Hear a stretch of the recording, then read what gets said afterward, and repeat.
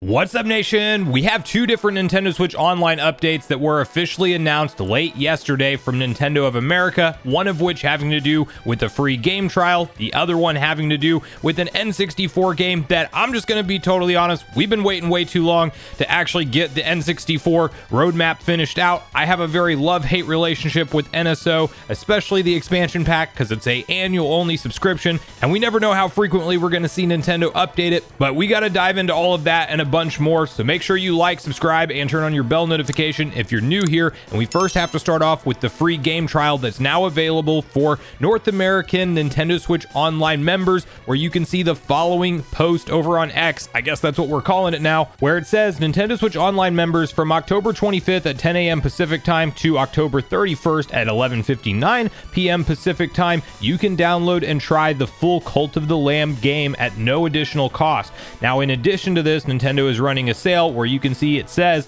as an added bonus from 10/25 to 10/31, you can purchase this digital title for 40% off. And this is good timing from Nintendo with yet another free game trial that, leading into the Halloween holiday, of course, you have a dark game that centers around some very Halloween-esque stuff and vibes within it. Obviously, it's meant to be kind of a comical take on being a lamb that you start your own cult. Anyway, you don't gotta get into the story or anything else. It seems like fun enough gameplay if you just look at what the trailer has to offer around the game. And while I do wish that Nintendo had a certain number of titles that they would just kind of add into our libraries over the course of remaining a Nintendo Switch Online subscriber, this is the best we get from them. At least it is tied to their lower base tier subscription service, where for that $20 annual price point, you have the option to go ahead and download and try out a game. And the nice thing is, it is technically the full game. So when it's not actually a game that's super lengthy, that it may take you a bunch of time to complete it, you could technically grind out the game. You have from now until October 31st to enjoy it. So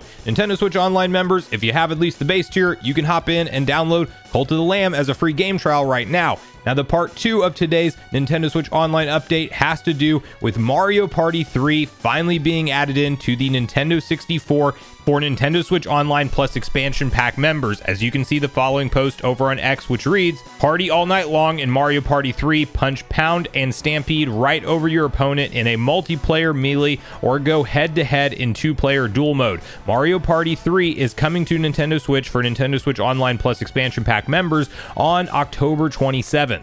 Now, to start off with the positive of this Nintendo Switch Online conversation, it is nice to see that we have a shorter lead up to this game's release. I think Nintendo looked at the calendar and realized that they were going to miss October entirely when it comes to new NSO updates. Outside of F-Zero 99, we actually got some additional content updates for that game, which have been really enjoyable. But in terms of adding in any kind of new notable content to the various different 6-7 systems, depending on how you count Game Boy, Game Boy Color right now, that they have ongoing support for, we have not seen them talk about NSO at all in October. And this one, as opposed to previous N64 games that sometimes get announced and then you have like a full week lead up to their actual release, if not a little bit more than that, this one is out this Friday, so you don't have to wait too much longer to check out Mario Party 3 on NSO. But the big gripe for me with this is that we're actually talking about an N64 games roadmap that was revealed to us in September of 2022. So we are well over a year from when we saw that Nintendo Direct update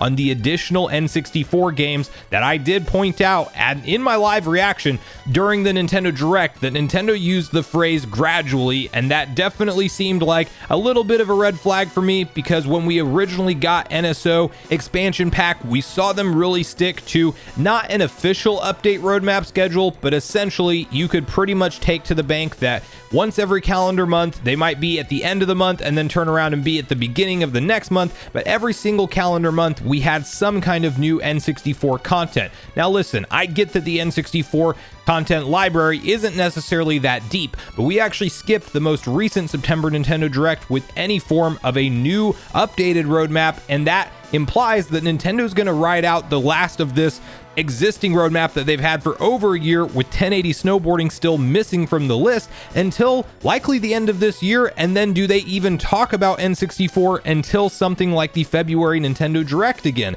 It really starts to become an afterthought with Nintendo once they've front loaded some of the big titles that they want to get out of the gate strong with and get people to subscribe to the service. And again, it's not the end of the world scenario if you weren't taking people's money up front for a full 12 months and you have zero liability in terms of how frequently you're going to update it. Now, I'm not going to act like we didn't get a bunch of good content within 2023 for NSO. I actually think we did, but I definitely think Nintendo's dropping the ball in the frequency of these updates, and they need to do more for the price point. The biggest addition was the Game Boy family of systems back at the February Nintendo Direct, and I was really hoping we would see a world where we could talk about a Game Boy Advance game, one per month, and a N64 game, one per month for the expansion pack. I thought something like that would be a much more fair update schedule to stick to, but it seems like at the very best case scenario, we might get an N64 game announced every couple months, and then somewhere rotating within there, we get a Game Boy Advance game added, and sometimes we get 2 Game Boy Advance games added back to back, and then we get an N64 game later on.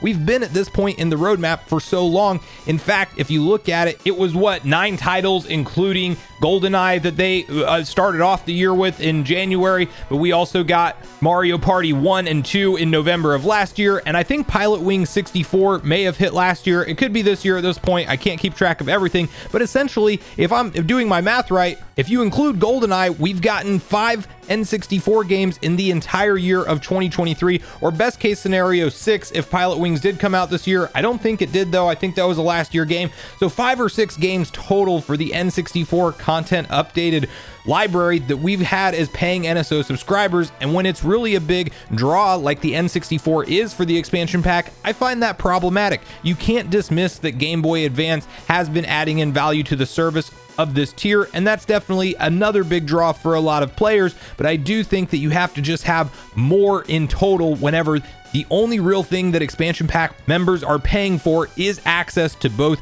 GBA and N64 outside of the DLC. Yes, we still have things like Mario Kart 8 Deluxe Booster Course Pass Wave 6 to look forward to, and that's something that I've enjoyed as an expansion pack member. I technically haven't bought that DLC separate. I'm sure I will at some point in time, and you obviously have access to a few different DLC collections that are value-added services, quote-unquote, to this tier, but it's really one of these situations where I don't like to see it become an afterthought for Nintendo, especially whenever you don't have an option just to hop in and hop out monthly, but rather you have to give them a full $50 up front for the entire year. And the best way to do it to save money, if you can, is get on a family plan and split that thing, because if you get the cost down low enough, I think you can make an argument that there's a lot of value there, but I don't like to see updates slow down. I would rather see them increase, but I do think we're going to be at a point with this service now and going forward where really these random sporadic N64 updates are what we can expect. Hopefully we get some more GBA games sprinkled in throughout the rest of this year. Not to mention, maybe we can finish off the roadmap and get 1080 snowboarding out this year. Maybe that's their December title. I can definitely see them skipping November with N64